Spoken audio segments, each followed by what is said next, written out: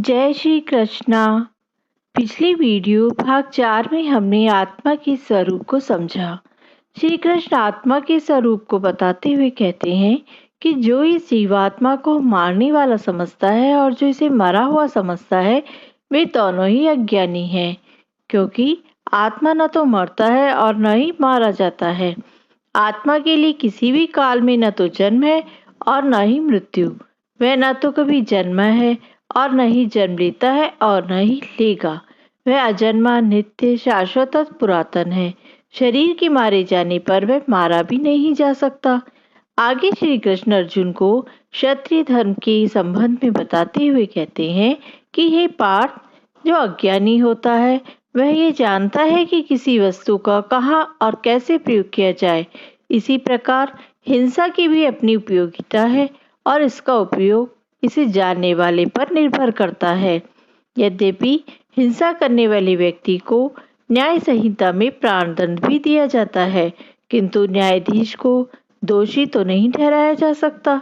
इसी तरह मनुष्य की विधि ग्रंथ मनु संहिता में इसका समर्थन भी किया गया है कि हत्यारे को प्राणदंड देना चाहिए, जिससे उसे अगले जीवन में अपना पाप कर्म भोगना न पड़े।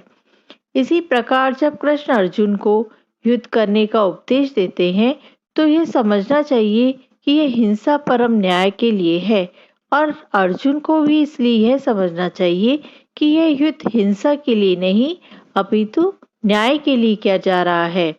आगे कृष्ण अर्जुन से कहते हैं कि हे पार्थ, जिस प्रकार मनुष्य पुराने वस्त्र को त्याग कर नई वस्त्र धारण करता है, उसी प्रकार आत्मा अपने पुराने तथा व्यर्थ के शरीर को त्याग कर नवीन भौतिक शरीर धारण करता है। अणु आत्मा का दूसरे शरीर में स्थानांतरण परमात्मा की कृपा से संभव हो पाता है। यहाँ भगवान ने अर्जुन को उपदेश दिया है कि वह अपने पितामह तथा गुरु के देहांतरण पर शोक प्रकट न करें, अपितु उसे इन धर्म युद्ध में उनके शरीरों का वध करने में प्रसन्नता होनी चाहिए, जिससे वे सब विभिन्न शारीरिक कर्म फलों से तुरंत मुक्त हो जाएं।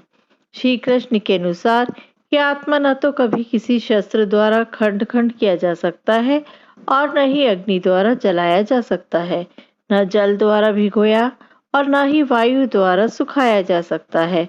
अर्थात सारे हथियार, तलवार, अग्न्यास्त्र, वर्षा के अस्त्र, चक्रवात आदि सभी आत्मा को मारने में असमर्थ है। यह आत्मा खंडित और अघुलनशील है। इसे न तो जलाया जा सकता है और न ही सुखाया जा सकता है। यह शाश्वत, सर्वव्यापी, अविकारी, स्थिर तथा सदा एक सा रहने वाला है। आत्मा इतना सूक्ष्म है कि इसे सर्वाधिक शक्तिशाली सूक्ष्मदर्शी यंत्र से भी नहीं देखा जा सकता, अतः यह अदृश्य है। आत्मा के अस्तित्व को समझने के लिए कोई अन्य साधन नहीं है। आत्मा में शरीर जैसे कोई परिवर्तन नहीं होते। अतः आगे श्री कृष्ण अर्जुन से कहते हैं कि हे महाबाहु, यदि तुम ये सोचते हो कि आत्मा सदा जन्म लेता है और सदा मरता है, तो भी शौक करने का कोई कारण नहीं, क्योंकि मानव थोड़े से रसायनों की क्षति के लिए शौक नहीं करता। यदि आत्मा का पुनर्जन्म नहीं होता तो अर्जुन को अपने पितामह और गुरु के वध करने के पाप कर्मों से डरने का कोई कारण ही न था। इस तरह कुरुक्षेत्र का युद्ध भगवान की इच्छा होने के कारण अपरिहार्य था, और सत्य के लिए युद्ध करना क्षत्रिय का धर्म भी है।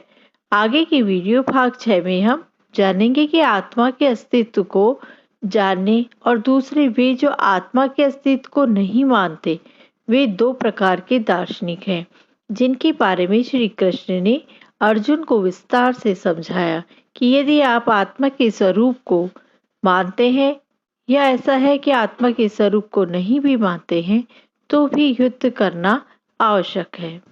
जय श्री कृष्ण।